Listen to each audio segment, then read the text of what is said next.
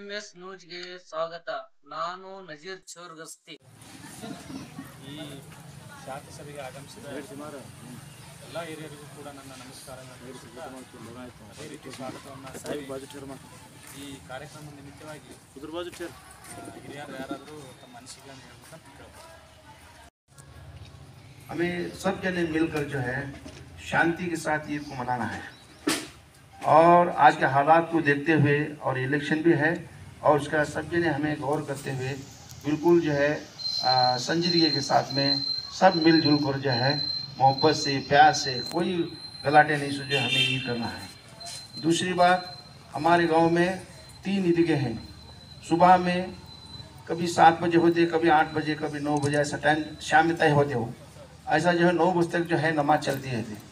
तो नमाज होने के बाद में जो है सब लोग जो है मिलजुल आते हैं, तमाम लोगों को जो है गले मिलते हैं, एक दूसरे को जो है मिलकर जो है अपने को मुबारकबाद दे के जो है सब जने खुश होकर ईद करते हैं। तो मैं ये साहब से गुजारिश करता हूँ, तो तुम्हें जो है तो इसके बारे में जिम्मेदारी के साथ में सबको जो है देख रेख करना बोल के हमारी गुजारिश है। अस्सलाम वालेकुम। ತಾಳಿಕೋಟೆಯ ಪೊಲೀಸ್ ಠಾಣೆಯಲ್ಲಿ ತಾಳಿಕೋಟೆ PSI ಸಾಹೇಬರು ಶಾಂತಿ ಸಭೆಗೆ ನಮ್ಮನ್ನು ಬರಮಾಡಿಕೊಂಡಿದ್ದಾರೆ. ಈಗಾಗಲೇ ಸಾಕಷ್ಟು ಜನ ನಾವು ಇಲ್ಲಿ ಶಾಂತಿ ಸಭೆಗೆ ಆಗಮಿಸಿದ್ದೇವೆ. ಮೊದಲು ಎಷ್ಟು ಜನ ಈ ಶಾಂತಿ ಸಭೆಗೆ ಬರ್ತಾಯಿದ್ರು, ಇಂದು ಅಷ್ಟು ಜನ ನಮಗೆ ನೋಡಲಿಕ್ಕೆ ಸಿಗೋದಿಲ್ಲ. ಕಾರಣವಷ್ಟೇ ನಮ್ಮೂರು ಬಹಳ ಶಾಂತಿಯಿಂದ ಕೂಡಿದೆ ಅಂತ ಹೇಳಿ ಈ ಸಂದರ್ಭದಲ್ಲಿ ಕೂಡಿದ ಜನರಿಂದ ಈ ನೆರವೇರಿದಂಥ ಸಭಿಕರ ಮುಂದೆ ನಾನು ಹೇಳಲು ಡಿಪಾರ್ಟ್ಮೆಂಟ್ ಕೂಡ ಮುಂದೆ ಹೇಳಲು ಬಯಸುತ್ತೇನೆ.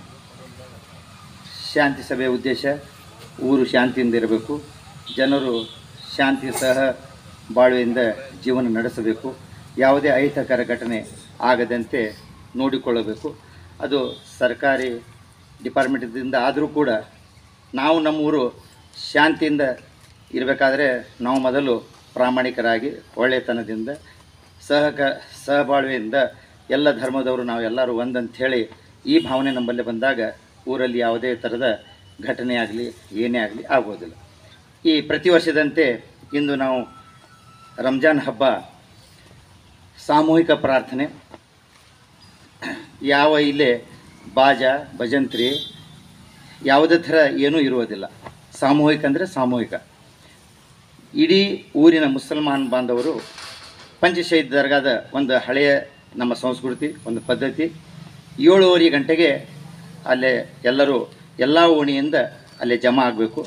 ಅಲ್ಲಿಂದ ಹಂತ ಹಂತವಾಗಿ ಆಯಾ ಭಾಗಕ್ಕೆ ಬಂದಂಥ ಜನರು ಈ ಅಲ್ಲಾಹನ ನಾಮದಿಂದ ಕೆಲವೊಂದು ಶ್ಲೋಕಗಳನ್ನು ನುಡಿಯುತ್ತಾ ಆತನ ನಾಮಸ್ಮರಣೆ ಮಾಡುತ್ತಾ ನಾವು ನಮ್ಮ ಈದ್ಗಾ ಮೈದಾನಕ್ಕೆ ತೆರಳುತ್ತೇವೆ.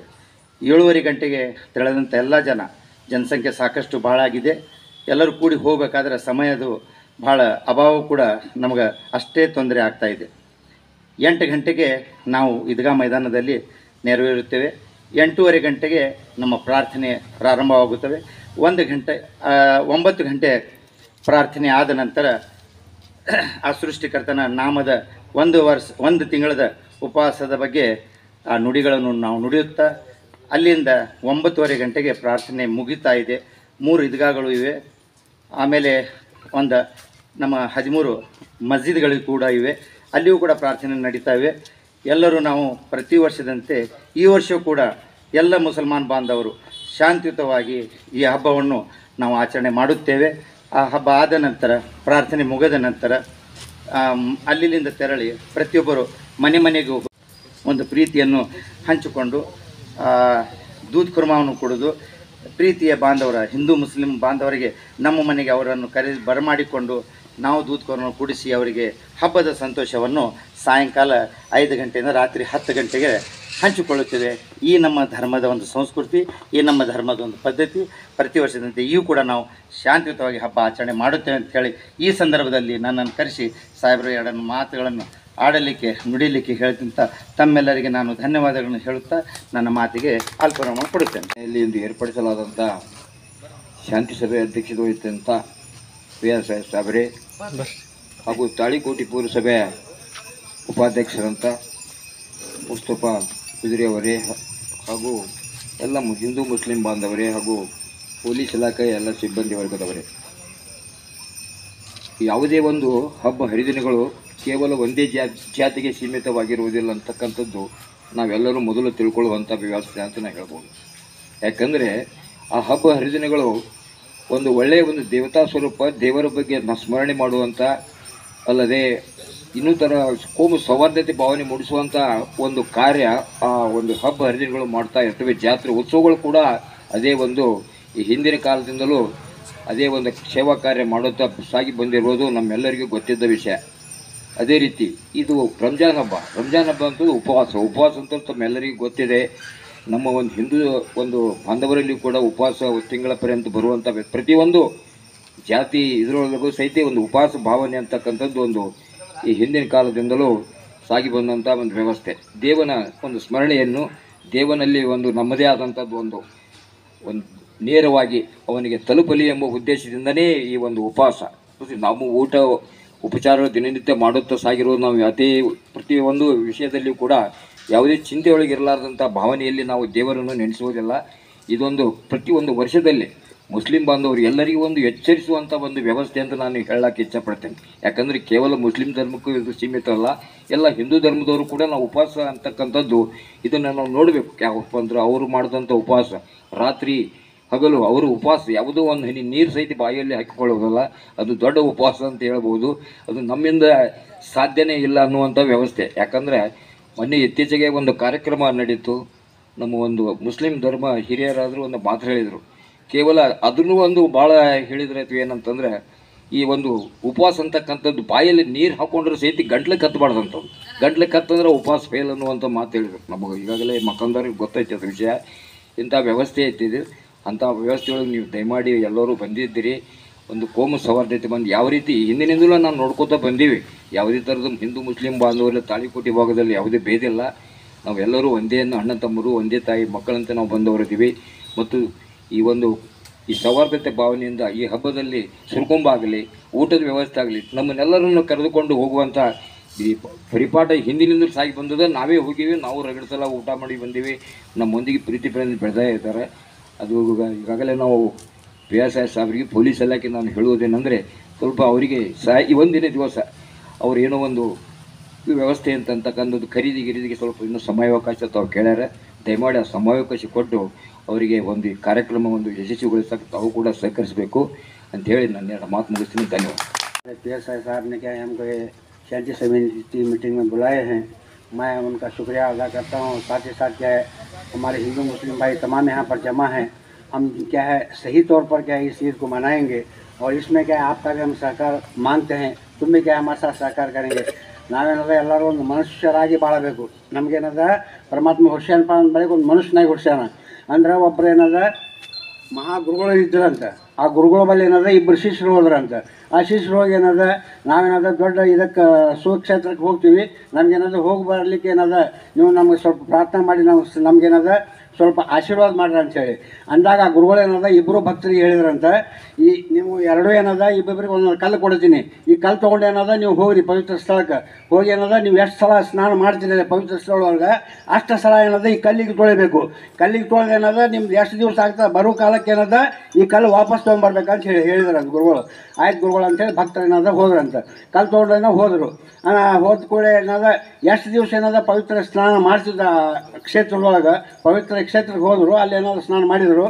ಎಷ್ಟು ಸಲ ಮಾಡಿದ್ರೆ ಅಷ್ಟು ಸಲ ಕಲ್ಲಿಗೆ ತೊಳಿತಿದ್ರಂತೆ. ಅಂದ್ರೆ ಗುರುಗಳು ಆಜ್ಞೆ ಇತ್ತಲ್ರಿ, ನೀವು ಎಷ್ಟು ಸಲ ಜಾಗ ಮಾಡ್ತೀರಿ ಅಷ್ಟು ಸಲ ಏನಾದ್ರು ಈ ಕಲ್ಲಿಗೆ ತೊಳಿಬೇಕಂತೇಳಿ. ಅಷ್ಟು ಸಲ ಏನಾದ್ರು ಈ ಕಲ್ಲಿಗೆ ಏನಾದ್ರು ಅವ್ರು ತೊಳ್ಕೊತಿದ್ರು. ಬರೋ ಕಾಲಕ್ಕೆ ಏನಾದ್ರು ಇಬ್ಬರು ಏನಾದ್ರು ನೀವು ಕಲ್ಲು ತೊಗೊಂಬರ್ಬೇಕಂತೇಳಿ ಹೇಳಿದ್ರಂತೆ. ಆಯ್ತು ಅಂತೇಳಿ 40 ದಿವಸ ಆದ ನಂತರ ಏನಾದ್ರು ಹೊಳ್ಳಿ ಬರುವಾಗ ಏನಾದ್ರು ಒಬ್ಬ ಶಿಷ್ಯ ಕಲ್ಲು ಬಂದಂತ ಒಬ್ಬ ಶಿಷ್ಯ ಅಲ್ಲೇ ಹೊಳೆಗೆ ಹೋಗಿದ್ನಂತ ಒಂದು ಕಲ್ಲು. ಇಬ್ಬರು ಬಂದರು. ಬಂದ ಕೂಡಲೇ ಗುರುಗಳು ಕೇಳಿದ್ರಂತ, ಯಾಕಪ್ಪ ಹ್ಯಾಂಗಾಯ್ತು ನಿಮ್ದು ಏನದ ಹೋಗಿದ್ದೇನೋ ಪ್ರಾರ್ಥನೆ ಸರಿಯಾಗಿ ಆಯ್ತಲ್ಲ. ಆಯ್ತು ರೀ ಗುರುಗಳು ಅಂದ ಕೂಡಲೇ ಗುರುಗಳು ಕೇಳಿದ್ರಂತ, ನಾ ಕೊಟ್ಟಂಥ ಕಲ್ಲುಗಳು ಎಲ್ಲದಾವ ಅಂಥೇಳಿ. ಒಬ್ಬವ ಏನದ ಆ ಕಲ್ಲು ಕೊಟ್ಟನಂತ. ಗುರುಗಳ ನೀವು ಹೇಳಿದ ಪ್ರಕಾರ ಏನದ ನಾ ಕಲ್ಲು ತೊಗೊಂಬಂದಿನಿ, ಈ ಕಲ್ಲು ತೊಗೊಳ್ರಿ ಅಂತೇಳಿ. ಮತ್ತೊಬ್ಬಂಗೆ ಕೇಳಿದ್ರಂತೆ, ನೀ ಏನು ಮಾಡ್ದಪ್ಪ, ನಿನ್ನ ಬಳಿ ನಿಂದು ಕಲ್ತ ಅಂತೇಳಿ. ಅವ ಏನದ, ಗುರುಗಳನ್ನ ಆ ಕಲ್ ತೊಗೊಂಬಂದಿಲ್ಲ, ಆ ಕಲ್ಲು ಏನದ ಆ ಹೊಳ್ಯಾಗ ಹೋಗೋದು ಬಂದೆ ಅಂತ ಹೇಳಿದಂತೆ. ನೀ ತಂದೆ ಯಾಕೆ, ನೀ ಹೋಗೋದು ಬಂದೆ ಯಾಕೆ ಅಂತೇಳಿ ಗುರುಗಳು ಕೇಳಿದ್ರಂತೆ. ಅವಾಗ ಶಿಷ್ಯ ಹೇಳಿದಂತೆ, ಗುರುಗಳು ನೀವು ಹೇಳಿದ ಆಜ್ಞಾ ಪ್ರಕಾರ ಏನದ ನಾ ಕಲ್ ತೊಗೊಂಬಂದೆ, ಮತ್ತು ನೀ ಯಾಕೆ ಹೋಗೋದು ಬಂದೆ ಅಂದ್ಕೊಳ್ಳಿ.